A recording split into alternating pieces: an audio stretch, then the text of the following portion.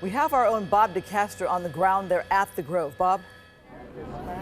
Yeah, we're just right across the street from the Grove. Actually, we can't see the Nordstrom from where we are, but it is just beyond this line of officers here. They're not going to let us go any further. In fact, they're not going to let this crowd go any further. Here's what I can tell you. I know you were asking why these people were able to get into the Nordstrom and go in there. From what I have seen from being on the ground here throughout for the past couple of hours, what I will tell you is that there are a lot of officers out here, but a lot of these protesters, the demonstrators, are spread out throughout this area, so they're really spread thin and trying to contain the demonstrators from going through certain areas. We're going to go directly to Bob DeCastro. Bob, what are you seeing?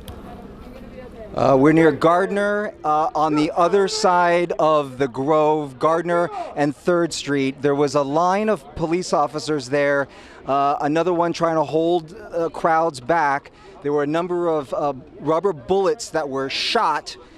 We just heard the shots. We saw a lot of people running. And then this young woman, this young lady, walks around the corner. She's screaming. She says she's hit. She says she feels pain on her back, and it looks like she was. She looks like she was hit on the back of her head. She says the crowds are telling me that she was hit in the back of her head with a rubber bullet, and she is bleeding. I do see blood. There's a person here who says she is a medic and is tending to her right now. But this, you know, I've never actually seen one of these before, so this is really interesting. It is soft foam, well, really soft foam. But I would imagine if fired as a projectile, with some great speed with one of these guns, if it was a direct hit, you can certainly get hurt. They say she was hit in the back of the head by one of these. I don't know. She could have fallen. There were lots of people running. She's hurt. That's all I could say. Bob DeCastro has been on the move with protesters throughout the day today. Bob, what's it looking like now? All right, so that curfew, as you said, starts at 8 o'clock right now, so just over a half hour away from that curfew, and I can tell you it does not look like these crowds are going away. If anything, it looks like these crowds, at least here in this area, in the Fairfax district, just across from the Grove, on the other side, at Gardner and 3rd, it looks like the crowd is just growing. Just a few moments ago, I saw a number of officers that were also brought into this area, so they're supplementing the officers here at this location at 3rd and Gardner. So more officers being brought here, and as you see, they're all lining up. They're just ready should anything happen here. I could tell you just about 15 minutes ago, there was someone that was on the other side of the fence over here who took a bottle, a very large bottle. There was something inside, threw it over the fence and into the crowd of officers there. It smashed down onto the ground, and then the officers came out, and I said before that the officers were taking their guns with rubber bullets, and they were shooting them to the ground and ricocheting them, but that wasn't the case here. They fired a number of rubber bullets into the protesters there as well. And so this is actually now another shot of something else that they were shooting, and this is, I will say, a lot harder than that other projectile that I showed you before. So it's really hard. Plastic on this side. If you're hit with one of these, I'm sure it could really inflict some damage. We're just watching them push forward even further. They're watching them push forward even further, and you see what the protesters are doing. They hands up. They say sometimes silence is their power, and over there.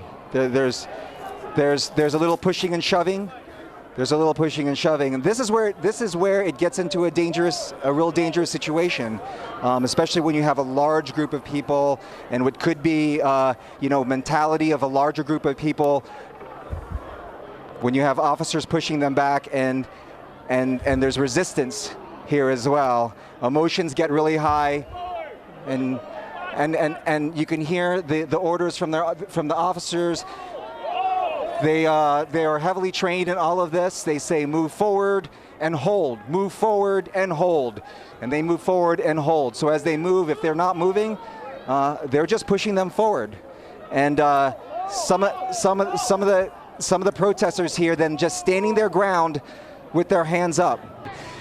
Chief Michael Moore is here, and he was talking to the protesters. He said they had a right to be here. He said, but if you want to be here later, and if bottles and rocks are being thrown, if bottles and rocks are being thrown at officers, he cannot guarantee their safety. He said he cannot guarantee their safety. As he was talking, and here more shots are being fired here with these rubber bullets. More shots are being fired. They're specifically going after. And as he was talking to them, more shots being fired. More being fired. As he was talking to them, someone threw a projectile or a bottle or rock at somebody, and then those bullets were fired. More than one person now being arrested. One arrest here, another person being arrested here. So these. She's saying, "Get off of me." She says, "I'm 21 years old. Get off of me. I'm 21 years old." As I said to you before, these are all lots of them just young people out here from all walks of life, and what becomes a real emotional situation. I will tell you that there was even one protester.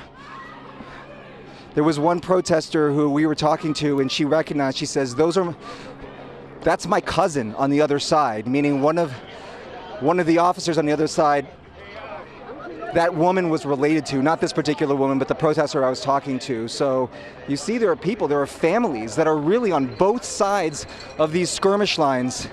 And as I said, this is when it turns into a real tenuous situation, when you have these lines of people, and there's conversations that the conversation gets really heated, and then when a bottle or a rock or some kind of projectile is thrown at officers want to protect themselves as well, and that's when those rubber bullets are fired. And we saw multiple rounds that were fired here just a few moments ago. But as I give you a live look right now, here we are hours later with the curfew in place. This intersection still shut down. There are cop cars still in the intersection, and I think about the thousands of people that were out here today, not just the police officers, and there's remnants of all the things that were here from today, from foam batons to all different pieces, the projectiles that were shot by police officers here to try and ward off some of the protesters, damaged police cars. And if you look over here, that other police car that we were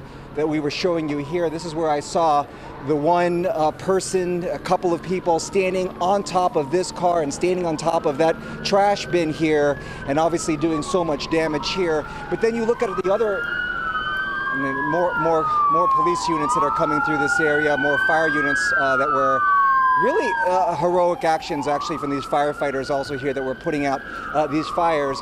But you look on the ground and you see some of the signs here from some of the protesters that were all left behind. So these are all stories of Los Angelinos that came out here to protest systemic racism that exists in many of our police departments across the country, but at the same time, these officers who are not just trying to protect the protesters, the businesses, and trying to be safe themselves and trying to get home. And as I look at this intersection again, that is still shut down, deserted streets here, and you have to wonder and shudder to think what could be happening tomorrow. We're going to go live now to Bob DeCastro, who's there on the ground for us. Bob? Yeah, good evening. We were actually on our way to some of those fires that we had heard had popped up along Melrose. So walked along Fairfax, or very close to Fairfax High School, and take a look at what we're looking at here. We're looking at people who have been arrested throughout the day's protest. They brought in the County Sheriff's Department bus here. This is likely going to take all of the people who have been arrested to the LA County Jail. A number of people sitting on the curb just beyond the bus over here. What strikes me about what we're looking at and the number of people that are coming here, these are people from all walks of life, Los Angelinos from every age, every ethnicity, every socioeconomic background you can imagine. We've seen them being brought onto this bus. Again, they're not getting any tickets. These people are going to jail. This was a day also punctuated by, as you said, the destruction. You look over here, over here, and you'll see that these are some shop owners. This was another store where the glass was broken, shattered. People went inside, so now they're trying to figure out a way to seal this up so that tomorrow, if people are going to go through here, that things would be safe here. I'm going to walk down the street just a little bit more and show you another store over here where, as the protests came through here, more glass that was broken, and this this looks like it was a place that had also been looted. Back here live, there's a number of people still here on the curb. These are also people that were arrested throughout the protest today. That bus that we showed you earlier is completely full, so they're going to have to bring in another LA County bus. But the night, I can tell you, Christine and Alex, is not over. We're still hearing about those fires that are popping up all across the Fairfax area, near the Melrose area, those shots that Kevin Takumi was showing you earlier. So certainly officers still have their hands tied tonight as this curfew continues, but people are still out and about. Bob DeCastro, who has been on this for 8 hours now reporting, continues his reporting now. Bob.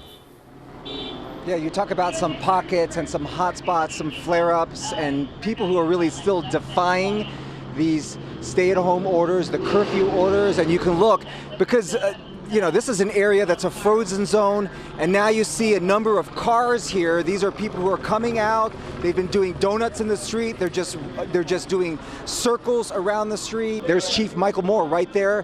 One of the things that one of the officers told me here, and that's Chief Moore confronting someone who is sitting here defying those orders. And now the officers are moving in. Officers are moving in. More phone bullets are being shot. More phone bullets are being shot. So they're, as we said, and they're telling them, go home, go home. Chief, thank you for joining us here on Fox 11. How's the night going at this hour? Well, we've had a lot of property destruction. We've had a lot of there's spasms right now. There are a lot of people coming down here. We saw this last night in downtown Los Angeles. We saw some people, those crowds pretty quickly dispersed. I mean, it was probably about 8:30, 9 o'clock. I saw you there on 3rd Street, and they kind of just walked away. Some of your officers walked away, and everything kind of dispersed. But then there's still people out and about, and here in the intersection, we see people doing donuts, and what's going on here? We have to approach each of these instances on a case-by-case basis. Earlier today, it was a lot of this protest started as lawful and peaceful and well allowed, and then it escalated and it got into civil disobedience, and then it got into violence and property damage. And so as that matter has changed and evolved, so have our tactics. You see the chief there really on the front lines through all of this, and we have seen them, as I said, talk to protesters directly, trying to talk to them peacefully and to try to make sure that the violence subsides. We'll send it back to you. Well, if there are any journalism students that are watching this, Bob DeCastro just put on a master class in journalism. To be walking through the streets, to randomly find the chief of police, to interview him live. So many people were attracted to him, it became an impromptu press conference, and to get news out of him, and also to share the breaking news in the middle of all that, to find out that the governor, as he mentioned, has declared a state of emergency for LA County.